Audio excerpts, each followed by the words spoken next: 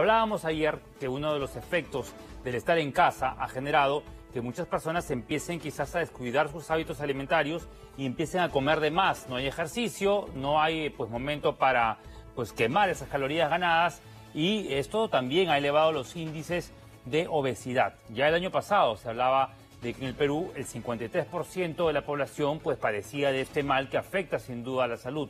No es un tema estético la obesidad, sino más bien es un serio problema que puede desencadenar incluso la muerte. Tenemos ya en el contacto vía Skype a este experto justamente en temas de sobrepeso, Luciano Poggi, con quien vamos a conversar en los próximos minutos. Lo tenemos enlazado ya. Le damos la bienvenida al doctor Poggi. Muchas gracias por conversar con nosotros. Es especialista en tratamiento de la obesidad, Alicia. Así es. ¿Cómo está? Buen día, doctor. Hola, buenos días. Gracias por estarme aquí para conversar de este tema que es tan importante. Así es, ¿no? Y ya justamente Fernando lo revelaba, hay un gran número de la población, cerca de la mitad de los peruanos tiene sobrepeso, 20% presenta obesidad. Con estas condiciones, doctor Poggi, ¿estamos más propensos a que nuestra batalla contra el coronavirus sea mucho más difícil? Correcto, y esta ha sido una observación que ha tomado tiempo realmente que nos demos cuenta, pero ha sido la misma historia con cualquier enfermedad respiratoria. La obesidad tiene un rol como factor de riesgo, no solamente para hacer cuadros más severos, sino incluso de mortalidad, para cualquier enfermedad respiratoria y en general para casi cualquier enfermedad. Y el gran problema es que la obesidad es una enfermedad que no ha sido reconocida como tal por los estigmas sociales que tiene de, obviamente, una falta de fuerza de voluntad y un mal estilo de vida, cuando es algo mucho más complejo que eso, ¿no?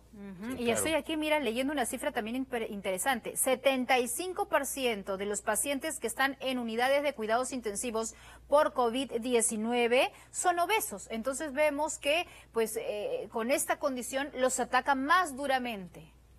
Claro, ahí lo que hay que entender es cuál es el rol de la obesidad, ¿no? Entonces, la obesidad, especialmente hablando de problemas respiratorios, primero hace que las personas que tienen obesidad tengan un patrón respiratorio distinto al que no tienen obesidad. Les cuesta mucho más mover su caja torácica por el peso que obviamente conlleva, y eso hace que además, asociado a un proceso inflamatorio crónico, que es justamente la definición de la obesidad, porque la obesidad es este acúmulo de grasa que no es inerte ni tiene solamente temas estéticos o mecánicos, sino tiene un efecto metabólico de producir unas sustancias inflamatorias para el organismo que imposibilita al cuerpo a funcionar de manera normal. Y estas sustancias inflamatorias, como imagino ustedes ya han escuchado hablar, que el virus genera mucha respuesta inflamatoria, y en alguien que tiene de por sí ya una inflamación crónica, lo hace mucho más susceptible, porque esta inflamación además interviene en lo que es el sistema inmune.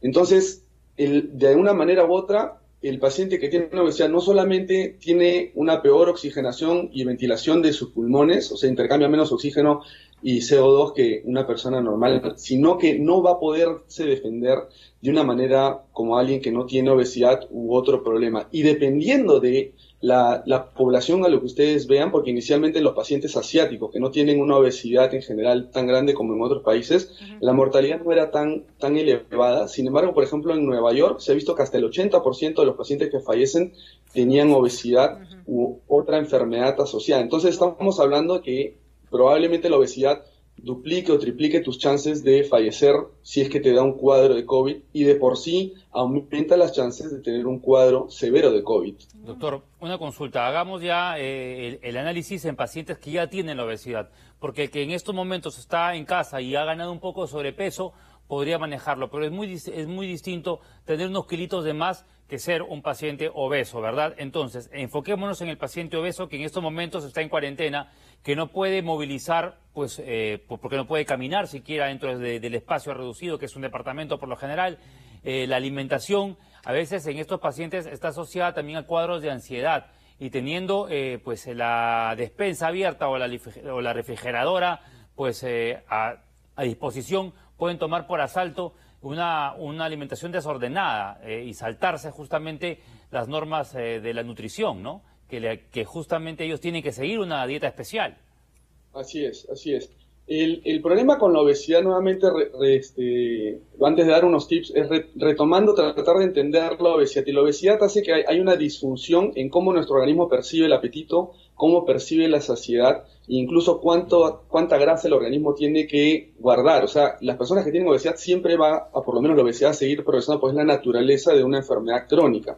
Entonces, justamente la ansiedad y el estrés muchas veces es confundido, además también con el apetito.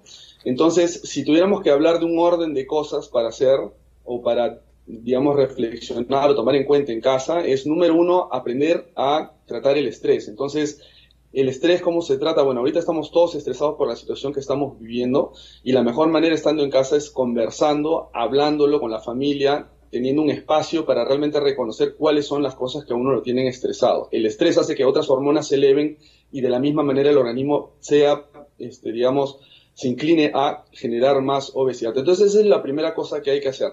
Hoy en día, con la gran cantidad de recursos que hay online, pueden conseguir, por lo menos nuestro equipo de trabajo tiene la psicóloga que está trabajando con muchos pacientes y dándole apoyo psicológico, y esa es una cosa tan importante para detenernos. La obesidad no solamente es que uno come mal o que ha comido de más, sino hay un problema psicológico de fondo que necesita una evaluación y un acompañamiento. Entonces, justamente cuando los pacientes vienen con obesidad y me dicen, doctor, yo tengo obesidad, he ido a nutricionista, y le digo, bueno, ¿alguna vez fuiste a una psicóloga? Y me dicen, no, ¿pero para qué? Y ahí hay que reconocer que muchas veces la obesidad, que es una enfermedad además multifactorial, tiene un componente emocional que debe trabajarse, y más aún ahorita en estas épocas de COVID. Entonces... Claro, sí, y además, doctor Poggi, pues se evalúa el tema de la tiroides, ¿no es cierto? ¿Cómo es que el organismo está recepcionando los alimentos y recepciona correctamente?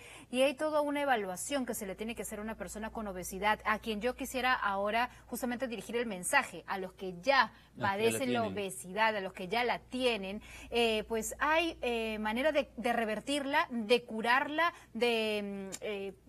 por lo menos manejarla en esa cuarentena, ¿no? Sí, y de solucionar un problema así, o una persona que es obesa, pues ya tiene que resignarse a vivir con este sobrepeso, no solamente físico, sino también con estos temas que complican su salud. Claro.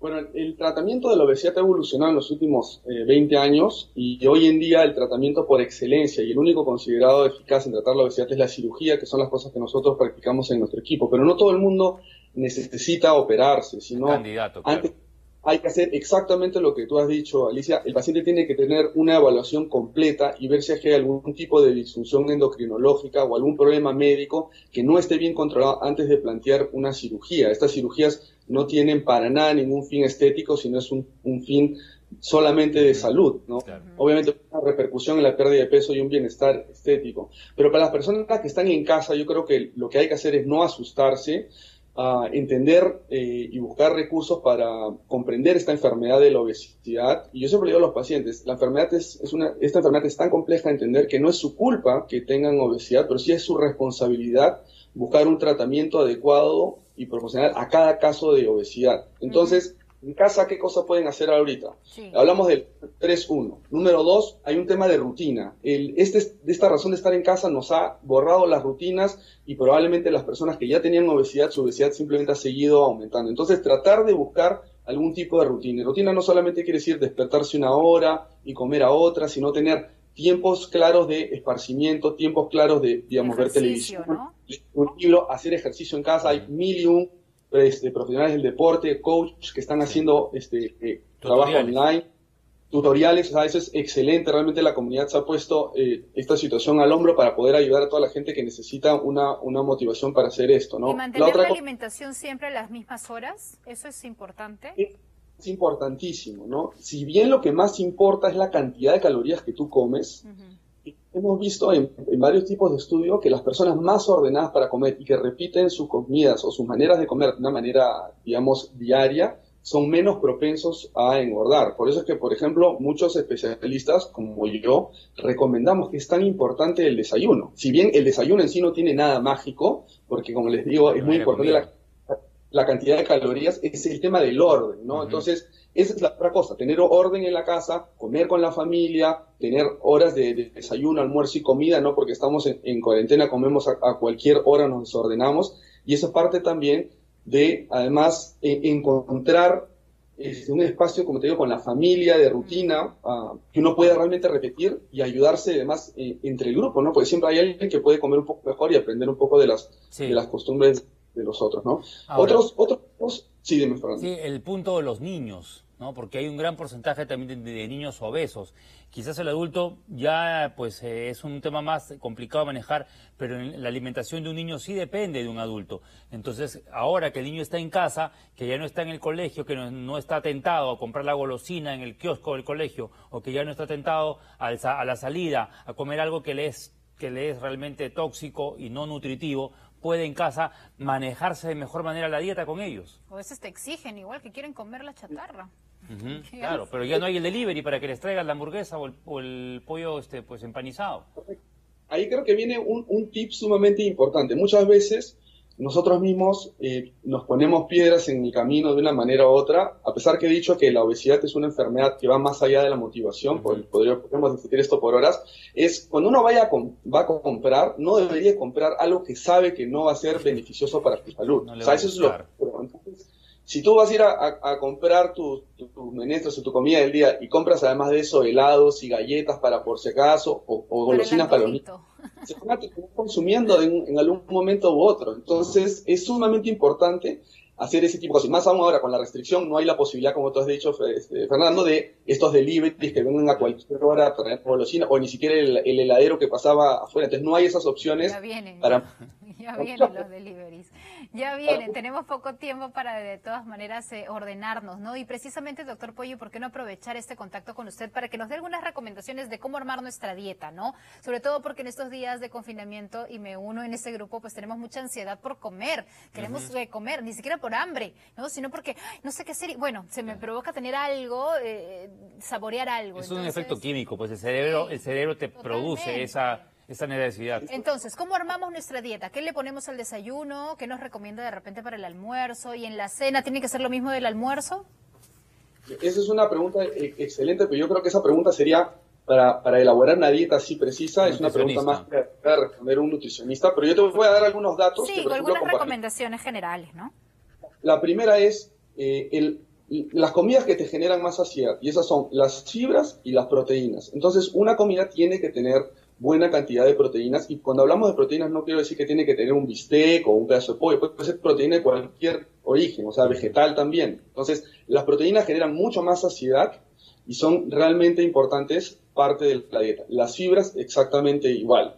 Los otros datos, por ejemplo, que son importantes a saber, que les decimos a los pacientes, es el tema de la hidratación. Es sumamente importante que las personas estén hidratadas, y incluso el reflejo de sed muchas veces es confundido con apetito. Y eso es por la razón por la cual muchas veces algunos nutricionistas y psicólogos dicen, si tienes hambre y no sabes qué comer, toma agua primero y después ves si es que realmente tenías hambre o apetito. Y a la larga alivia bastante el tema del apetito. Y los snacks, que es otra de las cosas que es sumamente preguntada durante el día. Cuando uno va a coger un snack, tiene que coger algo también que tenga idealmente fibra, que sea crujiente. Por alguna razón, los pacientes que comen comidas crujientes tienen mayor sensación de saciedad. Comidas calientes también ayudan bastante a uno sentirse lleno. Y por último, la velocidad a la que uno come.